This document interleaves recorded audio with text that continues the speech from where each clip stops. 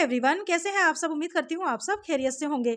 तो आज मैं आपके लिए लेकर आई हूँ फिर से एक बहुत ही प्यारी सी इस्लामिक स्टोरी। हमें अपने इस्लाम के बारे में और इस्लाम की स्टोरियों के बारे में ज़रूर जानकारी होनी चाहिए, इसलिए मैं इस तरीके की वीडियोस आपके साथ शेयर करती रहती हूँ। आपसे गुजारिश करती हूँ कि लाइक और कॉमेंट ज़रूर से कीजिए, क्योंकि हमारी वीडियो की रीच के लिए ये बहुत ज़रूरी है।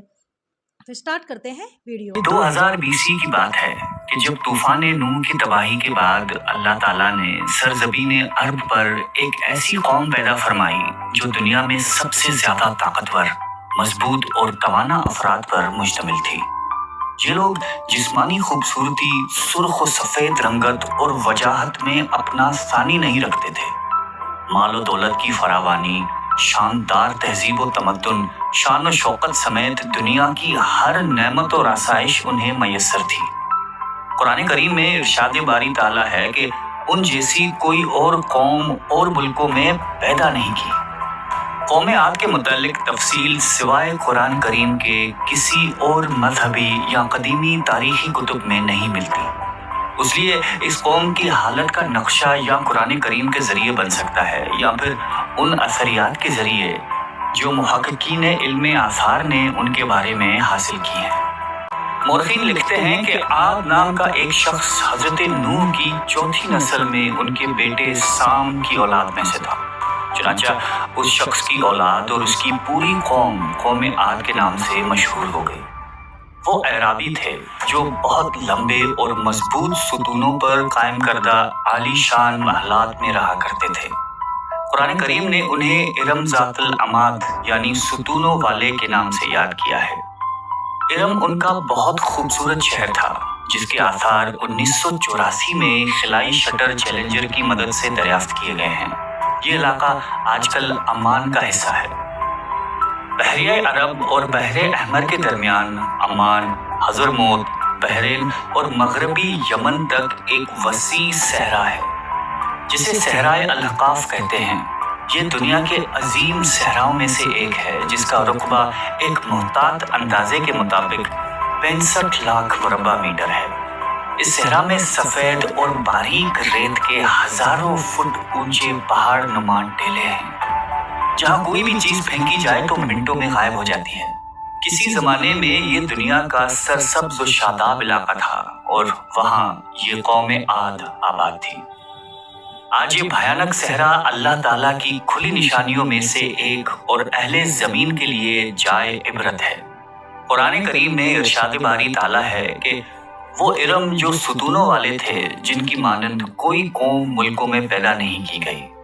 बाज़ मुफस्सिरीन ने लिखा है कि इरम आद के दादा का नाम था, जैसा कि उनकी शजरा नसब में बयान किया गया था। डॉक्टर इसरार अहमद तहरीर फरमाते हैं कि आम मौरखीन का ख्याल है कि इरम कौम आद के शाही खानदान का लक़ब था। हालिया दौर में एक शहर के जो ज़ेरे ज़मीन आसार दरियाफ्त हुए हैं उनसे पता चलता है कि उस शहर के फसील पर 30 सुतून या मीनार बनाए गए थे। कहा जाता है कि ये शहर शद्दाद ने खुसूसी एहतमाम के साथ बसाया था जो उस कौम का बहुत बड़ा बादशाह था। क़द-ओ-क़ामत और जिस्मानी क़ुव्वत के लिहाज से दुनिया में उसका कोई सानी पैदा नहीं हुआ। इस तरह इस कौम ने जिस मयार और जिस अंदाज की तामीरातें की, ऐसी तामीरात उससे पहले दुनिया में कभी किसी कौम ने नहीं की। शायद उसी लिए ये जगह शद्दाद की जन्नत अर्जी के नाम से तारीख में मशहूर है, ताकि लोग आखिरत की जन्नत के बदले इस नकद जन्नत को अख्तियार कर लें। मगर जब ये आलीशान महलात तैयार हो गए और शद्दाद ने अपने रूसाए ममलिकत के साथ उसमें जाने का इरादा किया तो उन पर अल्लाह ताला का अजाब नाजिल हुआ और वो सब हलाक हो गए और वो महलात भी मस्मार हो गए। इस एतबार से इस आयत में कौम आद पर आई एक खास अजाब का जिक्र हुआ है जो शद्दाद बिन आद और उसकी बनाई हुई जन्नत पर नाजिल हुआ। एक और रिवायत के मुताबिक आद के बेटे शद्दाद ने जब जन्नत के नाम और खुसूसियात से मुतल्लिक सुना तो उसने जमीन पर ऐसी ही जन्नत बनाने का इरादा किया और अदन के किसी सहरा में तामीरात का काम शुरू कर दिया और मुसलसल 300 बरस की शबो रोज की मेहनत के बाद दुनिया में एक खूबसूरत जन्नत बना दी जिसमें शानदार महलात भी थे और नहरें और आबशार भी। शद्दाद की उम्र 900 साल हो चुकी थी। ایک دن اس نے قوم عاد کے لوگوں کو جنت کے دیدار کی دعوت دی۔ وقت مقررہ پر وہ اپنے لوگوں کے ساتھ جنت کی جانب روانہ ہوا۔ ابھی شہر ارم کے عالی شان دروازے کے قریب ہی پہنچا تھا کہ رب ذوالجلال کے عذاب نے آ گھیرا۔ یوں شداد اپنی جنت کے ساتھ زمین میں ہی زندہ دفن ہو گیا۔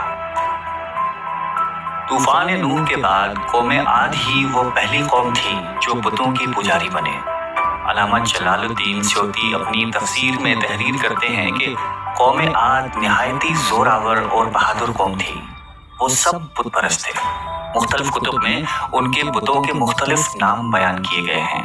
کچھ نے بتوں کے نام صدا، سمود اور ہیرا بتائے ہیں۔ مورخین کی رائے کے مطابق ان کے معبود بھی قوم نوح کی طرح پتھر کے 5 بت یعنی ود، سوا، یغوث، یعوق اور نصر ہی تھے۔ کفر و شرک کے سمندر میں غرق قوم عاد کی بد اعمالیاں جب اپنی انتہا کو پہنچ گئیں تو اللہ تعالیٰ نے انہی کے قوم کے ایک نیک اور صالح بندے کو ان پر پیغمبر بنا کر مبعوث فرمایا۔ حضرت ہود قوم عاد کی سب سے معزز شاخ خلود کے ایک خوبصورت اور وجیح شخص تھے۔ حضرت ہود علیہ السلام نے ان سے کہا کہ بھائیو، ایک اللہ ہی کی عبادت کرو، اس کے سوا کوئی تمہارا معبود نہیں۔ قوم عاد کے سرداروں نے جواب دیا کہ تم ہمیں احمق نظر آتے ہو اور ہماری نظر میں تم جھوٹے ہو۔ حضرت ہود نے کہا کہ میں رب العالمین کا پیغمبر ہوں اور اللہ کا پیغام تم تک پہنچاتا ہوں۔ کہنے لگے تم ہمارے پاس اس لیے آئے ہو کہ ہم اپنے ان معبودوں کو چھوڑ دیں جنہیں ہمارے باپ دادا پوجتے تھے اور صرف ایک اللہ کی عبادت کریں؟ اگر تم سچے ہو تو جس عذاب سے ہمیں ڈراتے ہو وہ لے آؤ۔ حضرت ہود مسلسل 50 برس یا اس سے بھی زیادہ واعظ و نصیحت کرتے رہے۔ کبھی انہیں اللہ کی عطا کردہ نعمتیں یاد دلاتے تو کبھی عذاب الہی سے ڈراتے، کبھی طوفان نوح کی ہولناکیوں کا ذکر فرماتے، لیکن وہ غرور و تکبر میں اندھے اور بہرے بنے رہے۔ انہیں اپنی طاقت پر بڑا گھمنڈ تھا۔ ارشاد باری تعالیٰ ہے کہ قوم عاد ناحق ملک میں غرور کرنے لگی اور کہنے لگی کہ ہم سے بڑھ کر قوت میں کون ہے۔ قوم عاد کے 13 خاندان تھے۔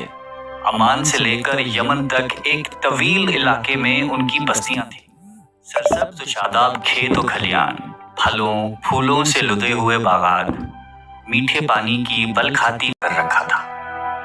حضرت ہود علیہ السلام نے اپنی قوم کو راہ راست پر لانے کے لیے بڑی جدوجہد کی، لیکن قوم عاد آپ کو جادوگر اور سحر زدہ شخص خیال کرتے تھے کہ جنہیں ان کے پتھر کے باطل خداؤں نے دیوانہ بنا دیا تھا۔ بالآخر وہ لمحہ بھی آ گیا کہ جب حضرت ہود علیہ السلام نے بارگاہ الہی میں دعا فرمائی کہ اے میرے پروردگار، انہوں نے مجھے جھوٹا کہا ہے، اب تو میری مدد کر۔ فرمایا اے نبی، یہ تھوڑے ہی عرصے میں اپنے کیے پر پچھتانے لگیں گے۔ اللہ تعالیٰ نے اپنے نبی کی دعا قبول فرمائی اور قوم عاد پر عذاب کی ابتدا ہوئی۔ بادلوں کے فرشتے کو حکم ملا کہ اب بارش نہ برسائی جائے۔ چشموں کے فرشتوں کو حکم ملا کہ ان کے چشموں اور آبشاروں کو خشک کر دو۔ دیکھتے ہی دیکھتے شادابی ویرانی میں بدل گئی، مویشی مرنے لگے، پھل اناج ناپید ہو گیا۔ پوری قوم خشک سالی کا شکار ہو کر بدحال و پریشان ہو گئی۔ یہ سلسلہ مسلسل 3 سال چلتا رہا۔ نبی سے قوم کی یہ پریشانی دیکھی نہ جاتی تھی۔ مسلسل واعظ و نصیحت کرتے رہتے اور فرماتے کہ اے میری قوم، اپنے پروردگار سے بخشش مانگو، پھر اس کے آگے توبہ کرو، وہ تم پر آسمان سے مینا برسائے گا اور تمہاری طاقت اور قوت میں اضافہ فرمائے گا۔ کہنے لگے ہود، تم ہمارے پاس کوئی دلیل ظاہر نہیں لائے، ہم صرف تمہارے کہنے سے نہ تو اپنے معبودوں کو چھوڑنے والے ہیں اور نہ تم پر ایمان لانے والے ہیں۔ ہم تو یہ سمجھتے ہیں کہ ہمارے کسی معبود نے تمہیں آصف زدہ کر کے دیوانہ کر دیا ہے۔ اس زمانے میں یہ دستور تھا کہ قوموں کو جب کوئی مشکل آ گھیرتی تو وہ بیت اللہ شریف جا کر اللہ کے آگے آہذاری کرتے اور ان کی مشکل رفع ہو جاتی۔ یعنی کافر قومیں بھی اس حقیقت کو تسلیم کرتی تھیں کہ اس ارض و سما کی مالک ایک لافانی قوت موجود ہے۔ چنانچہ قوم عاد کے 70 سرکردہ افراد مکہ مکرمہ پہنچے، جہاں معاویہ بن بکر کی حکومت تھی۔ معاویہ کی ماں کا تعلق قوم عاد سے تھا۔ मुआविया ने उनकी खूब आवभगत की। वो लोग 1 माह तक वहां रहे और बारिश के लिए दुआएं मांगते रहे। दुआ करवाने वाले सरदार का नाम कैल बिन अम्बर था। अल्लाह ताला ने उन पर 3 रंगों के बादल भेज दिए, सफेद, सुर्ख और स्याह। फिर आसमान से निदा आई कि इनमें से एक को मुंतखब कर लो। कैल ने स्याह बादल को पसंद कर लिया क्योंकि वो खूब बारिश बरसाने वाला था। फिर निदा आई कि तूने हलाकत और तबाही को पसंद कर लिया है। चुनांचे अल्लाह ताला ने स्याह बादलों को कौम आद की जानिब हाँक दिया, जिसे देखकर पूरी कौम खुशी के शादियाने बजाने लगे। इरशाद बारी ताला है कि जब उन्होंने उस अजाब को देखा जो बादल की सूरत में उनके मैदानों की तरफ आ रहा था, तो कहने लगे ये तो बादल है जो हम पर बरस कर रहेगा। तो अल्लाह ताला ने फरमाया नहीं, बल्कि ये वो चीज है जिसके लिए तुम जल्दी करते थे, यानी आंधी जिसमें दर्द देने वाला अजाब भरा हुआ है। ये हर चीज को अपने परवरदिगार के हुक्म से तबाह किए देती है। गुनाहगार लोगों को हम इसी तरह सजा दिया करते हैं। अल्लाह ताला ने ये अजाब 7 रात और 8 दिनों तक मुसलसल जारी रखा। उस आंधी ने किसी जानदार को जिंदा नहीं छोड़ा। खारों, पहाड़ों, घरों, महलात और किलों के अंदर सबको फना कर डाला।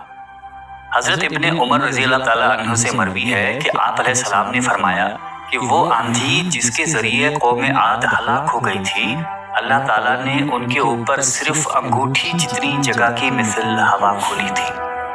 अल्लाह ताला ने उस खौफनाक आंधी से हजरत हूद अलैहिस्सलाम और उनके साथियों को महफूज रखा। एक मर्तबा हजरत आयशा सिद्दीक़ा रज़ी अल्लाह ताला अन्हा ने आप अलैहिस्सलाम से दरियाफ्त किया कि या रसूल अल्लाह, लोग तो बादल देखकर खुश होते हैं कि अब बारिश होगी, लेकिन आपके चेहरे मुबारक पर तशवीश के आसार नजर आते हैं। आप अलैहिस्सलाम ने फरमाया कि आयशा, इस बात की क्या जमानत है कि इस बादल में अजाब नहीं होगा, जबकि कौम आद हवा के अजाब से हलाक कर दी गई थी। इस कौम ने भी बादल देखकर कहा था कि ये बादल है जो हम पर बारिश बरसाएगा। परवरदिगार आलम ने कुरान करीम में कौमों की तबाही के जो वाक़यात फरमाए हैं, उनका असल मकसद यही है कि उम्मत मुस्लिमा उनसे सबक हासिल करे। अल्लाह ने कौम आद को ताकत व क़ुव्वत, माल व दौलत, शान व शौकत समेत दुनिया की हर नेमत अता फरमाई, लेकिन जब उसने नाफरमानी की और अपने नबी की बात मानने से बार बार इनकार किया, तो अल्लाह ताला ने उसे नेस्त व नाबूद कर दिया। हम सबको भी इनफरादी और इज्तिमाई तौर पर अपने रोजमर्रा के मामलात का जायजा लेते रहना चाहिए कि कहीं हम जानबूझकर या अनजाने में अल्लाह और उसके नबी अलैहिस्सलाम की नाफरमानी के मुर्तकिब तो नहीं हो रहे। उम्मीद करती हूँ कि आपको ये कहानी बहुत पसंद आई होगी। कौम आद के बारे में कहानी थी और बताया गया कि किस तरीके से अल्लाह पाक अपने बंदों को सही रास्ते पे लाने के लिए पैगंबर को भेजते हैं। वो उन्हें समझाते हैं, लेकिन पता नहीं क्यों कौम समझ ही नहीं पाती, इसीलिए फिर अल्लाह ताला का अज़ाब उन पर नाजिल हो जाता है। तो अल्लाह से दुआ करना कि अल्लाह ताला हम सब मुसलमानों को, सारी उम्मत को अज़ाब से महफूज रखे और हर मुसीबतों से बचाए। अगर आपको हमारी ये वीडियो अच्छी लगी है तो लाइक, शेयर और साथ ही कमेंट भी ज़रूर कीजिएगा। अल्लाह हाफ़िज़।